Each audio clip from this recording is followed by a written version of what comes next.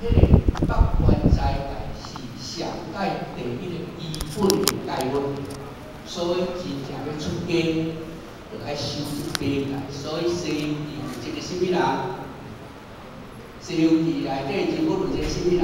修八戒。第八戒，你爱知影八戒的哈？我们你就是知嘛，猪八戒，猪敢是谁人因？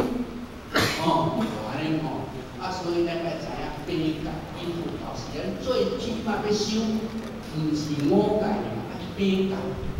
所以因此呢，因要修，咱咱在家戒，咱是在家的戒，所以咱修五戒。修五戒就是啥？修五戒，戒杀、戒偷、杀盗、戒淫，淫哦，淫是邪淫。咱即阵多共伙体使用应运，互咱在家会当得道，会当修道，牵妻带子，父子同堂，夫妇同居，安尼会当修道呢？变若较早非常年高，敢有可能？咱今日会当传宗接代呢，也会当在家里。即阵咱过去足侪人结婚的嘛，我嘛有结婚啊，吼对无？